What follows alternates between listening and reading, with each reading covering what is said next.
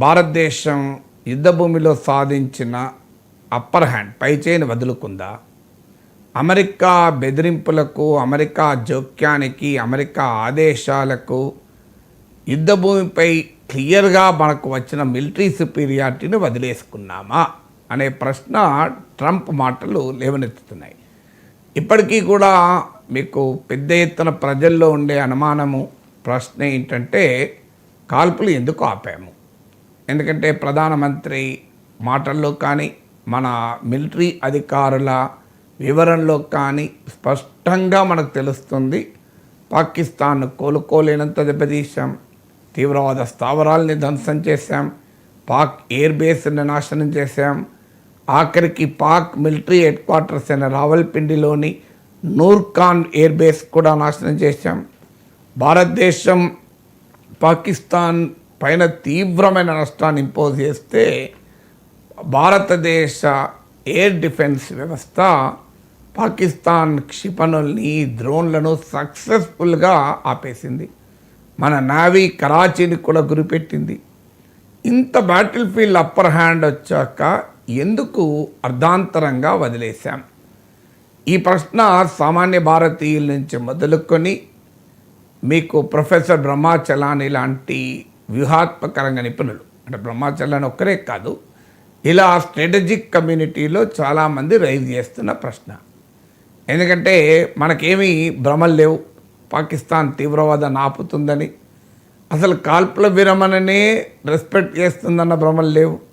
ఒకవైపు కాల్పుల విరమణ అంగీకరిస్తూనే మరోవైపు దాడులు చేస్తున్న. నిన్న కూడా సాంబా ప్రాంతంలో జమ్మూ కాశ్మీర్లో ప్రైమ్ మినిస్టర్ స్పీచ్ ఇస్తున్న సమయంలోనే డ్రోన్లు గుర్తించబడ్డాయి. పాకిస్తాన్ తీవ్రవాదుల్ని అప్పచెప్తానని ఏం ప్రామిస్ చేయలే. మసూద్ అజర్నో, హఫీజ్ సయీద్నో పహల్గాం దాడిలో బాధ్యులైన ఏ తీవ్రవాదిని మనం అంతం చేయలే. ఏ తీవ్రవాదిని మనకు పాకిస్తాన్ అప్పచెప్తానని ప్రామిస్ చేయలే. పాకిస్తాన్లో ఉన్న తీవ్రవాద స్థావరాల్ని క్లోజ్ చేస్తామని పాకిస్తాన్ హామీ ఇవ్వలే. ఆఖరికి మనం చెప్తున్నాం తప్ప పాక్ బతిలాడింది, పాక్ ప్రాధేయపడింది, పాక్ శరణుజొచ్చిందని వాడు మాత్రం మేమే గెలిచామని చెప్పుకుంటున్నాడు. ఇలాంటి సమయంలో ఎందుకు ఆపాము? సో క్లియర్గా ఇప్పుడు మనం 1971లో వార్ ఆపాము. అప్పుడు 90,000 మంది పాకిస్తాన్, మోర్ దెన్ 90,000 సోల్జర్స్ భారతదేశానికి సరెండర్ అవుతూ ఇన్స్ట్రుమెంట్ ఆఫ్ సరెండర్ పైన పాకిస్తాన్ అధికారి సంతకం చేశాడు. ఆ ఫోటో కూడా ఇప్పటికీ ఉంది, మీరు గూగుల్లో కొడితే వచ్చేస్తుంది. Pakistan army surrendering to Indian forces in 1971 అని కొడుతొస్తుంది. చాలా పాపులర్ ఫోటో. నిన్న మొన్నటి దాకా మన ఆర్మీ చీఫ్ కూర్చున్న ప్లేస్లో వెనకాల ఉండేది. ఈ మధ్యనే దాన్ని ఎందుకో తొలగించి వేరే ఫోటో పెట్టారు.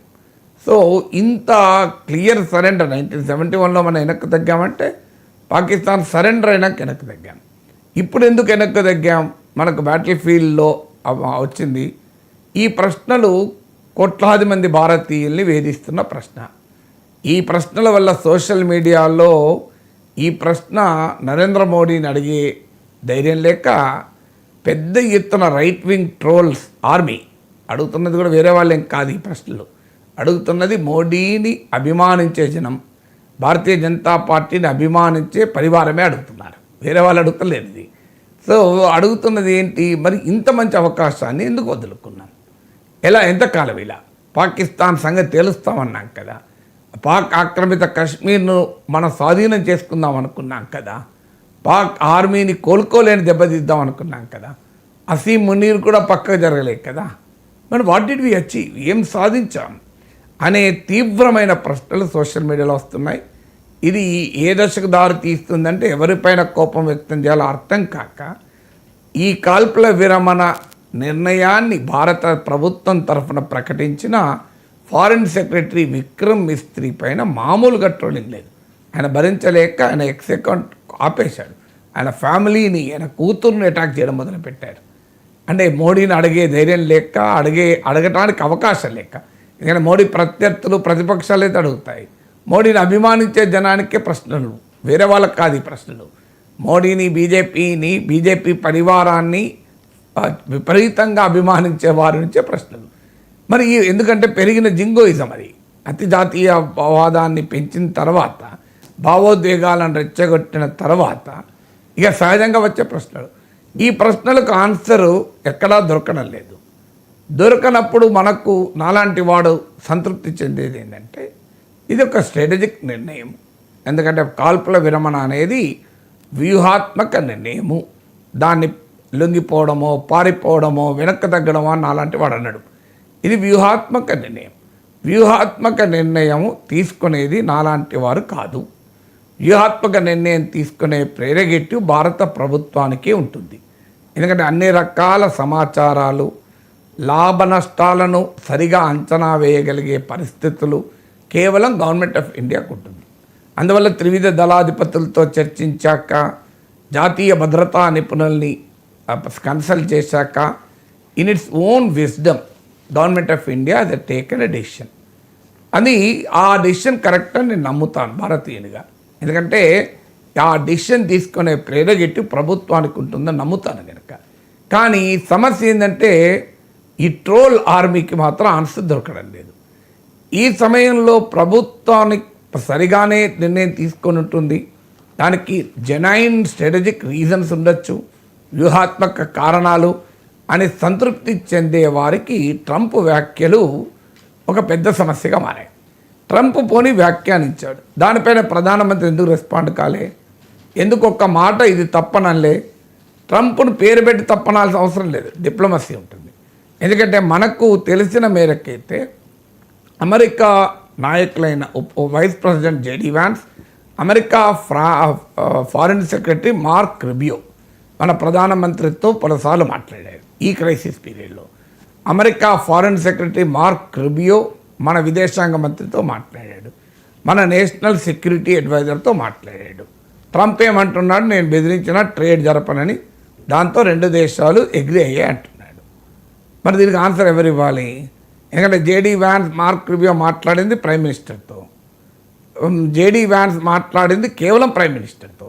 ఈవెన్ ఫారిన్ మినిస్టర్తో కూడా మాట్లాడాడు ఆయన. ఫారిన్ మినిస్టర్తో వాళ్ళ ఫారిన్ మినిస్టర్ మాట్లాడాడు. మరి హూ నోస్ ఏం జరిగిందనేది జేడీ వ్యాన్స్ తెలియాలి, నరేంద్ర మోడీకి తెలియాలి. జేడీ వ్యాన్స్ తరఫున ట్రంప్ అంటున్నాడు, నేను ట్రేడ్ జరపనని బెదిరిస్తే ఒక వెంటనే అంగీకరించారు అని ట్రంప్ అంటున్నాడు. చెప్పాల్సింది ఎవరిగా? కేవలం నరేంద్ర మోడీయే. నరేంద్ర మోడీ మౌనం వహిస్తున్నాడు. ఇది అనేక అనుమానాలు దారితీస్తుంది. అయితే నరేంద్ర మోడీ ఏం చెప్పాలి సార్, ట్రంప్ ఈజ్ రాంగ్ అని అంటాడా ఈ టైంలో? ఎందుకంటే అమెరికా అవసరం మనకు ఉంటుంది ఈ టైంలో.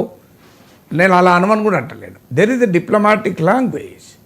సో దాన్ని డిప్లొమాటిక్ భాషలోనైనా ఆ అంశాన్ని ప్రస్తావించి భారతదేశం ఈ నిర్ణయాన్ని తన దేశ ప్రయోజనాల కోసం, తన దేశ హితం కోసమే తీసుకున్నాము. ఇందులో విదేశాల ఒత్తిడితో ఇండియా తన foreign policy decisions, strategic policy decisions తీసుకోదు. ఇది ఏదో ఒక రూపంలో ఎందుకు చెప్పలేదు ఎవరికి అర్థం కాని అంశం. కానీ భారత ప్రభుత్వ వర్గాలు మీడియాకు లీక్లు ఇచ్చాయి. That is not the way to answer. America ప్రభుత్వ వర్గాలు లీక్లు ఇవ్వలే, ట్రంప్ మాట్లాడాడు. ట్రంప్ మాటల్ని ప్రభుత్వ వర్గాల మీడియా లీకులతో కౌంటర్ చేయగలమా? ట్రంప్ మాటల్ని భారత ప్రభుత్వం అధికారికంగా ఏదో ఒక రూపంలో అది నిజం కాదు అని భారత ప్రజలకు చెప్పాలా వద్దా? There is a method, diplomatic language. Trump లాగా మనం ఎక్సెంట్రిక్గా మాట్లాడలేకపోవచ్చు. ట్రంప్ యాజ్ ఎ లగ్జరీ, అగ్రరాజ్యంగా అమెరికా అధ్యక్షుడిగా ట్రంప్కి ఆ లగ్జరీ ఉంటుంది. ఇండియన్ ప్రైమ్ మినిస్టర్కి ఆ లగ్జరీ లేకపోవచ్చు. I can understand. ఎందుకంటే అమెరికా అగ్రరాజ్య ఆధిపత్యం వల్ల వాడు ఏదైనా మాట్లాడతాడు. సో మనం కాస్త ఆచితూచి మాట్లాడాలి, జాగ్రత్తగా మాట్లాడాలి. కానీ ఆ జాగ్రత్తగా మాట్లాడడం కూడా లేదు, అది పాయింట్. ఎక్కడ ఏదో ఒక రూపంలో ట్రంప్ వ్యాఖ్యలు నిజం కాదు అని ఒక ఫర్మ్ అండ్ డిసిసివ్ రిబట్టల్, అంటే నిర్దిష్టమైన స్పష్టమైన తిరస్కృతి రాలే. కేవలం ప్రభుత్వ వర్గాలు ఇది నిజం కాదని చెప్పాయంటే అదే మన మీడియా రాసుకున్నాయి. ఎక్కడ బయట ఉందా? ఉంటే ఉండాలి కదా. మీరు ప్రభుత్వ వర్గాల లీకుల్లో బయటలు ఉండవు. ఇప్పుడు prime minister, external affairs minister, foreign defence minister మాట్లాడితే క్లియర్గా మనకు బయట అవైలబుల్ ఉంటుంది. ఇప్పటిదాకా మీడియా అంతా చెప్తుంది ప్రభుత్వ వర్గాలు ఇది నిజం కాదని చెప్పేశాయి. ఇవాళ కూడా పేపర్లో మీరు చూడండి, ఎవరు ఆ వర్గం? ప్రభుత్వ వర్గం. ఆ వర్గం ఎవరు? చెప్పాల్సింది వర్గమా? చెప్పాల్సింది ట్రంప్కి ఆన్సర్ చెప్పాల్సింది ఎవరు? ప్రైమ్ మినిస్టర్ ఆఫ్ ఇండియా కదా. ట్రంప్కి ఇంకో చిన్నోడు చెప్తున్నాడు కదా, విక్రమ్ మిస్త్రీ ఫారిన్ సెక్రటరీ చెప్పకూడదు కదా, కల్లాల్ సోఫియా కురేషి చెప్పకూడదు కదా ట్రంప్కు. Trump has to be answered by the prime minister of India. అది ఆశ్చర్యం వేస్తుంది. ఇప్పుడు ట్రంప్ టారిఫ్లను బెదిరిస్తే ఎవరు రెస్పాండ్ అయ్యారు? మెక్సికన్ ప్రైమ్ మినిస్టర్ రెస్పాండ్ అయ్యాడు, కొలంబియా ప్రైమ్ మినిస్టర్ రెస్పాండ్ అయ్యాడు, చాలా చిన్న చిన్న దేశాలు, కెనడా ప్రైమ్ మినిస్టర్ రెస్పాండ్ అయ్యాడు, జపాన్ ప్రైమ్ మినిస్టర్ రెస్పాండ్ అయ్యాడు. కానీ ఇండియన్ ప్రైమ్ మినిస్టర్ ఇంత పెద్ద అబాండ వేస్తే, నేను ట్రేడ్ చేయనని బెదిరిస్తే ఊరుకున్నారు, యుద్ధం ఆపారు అంటే ఇట్స్ ఎన్ ఇండియా సవర్నిటీ పైన క్వశ్చన్ కదా. అంటే భారతదేశం ఇతర దేశాల ఒత్తిడిలో కీలకమైన నిర్ణయాలు తీసుకుంటుంది అని కదా. మరి కాశ్మీర్ మధ్యవర్తిత్వం గురించి మాట్లాడతారు, అన్నీ మాట్లాడతాడు. So this is a very serious foreign policy question. అందుకే అపోజిషన్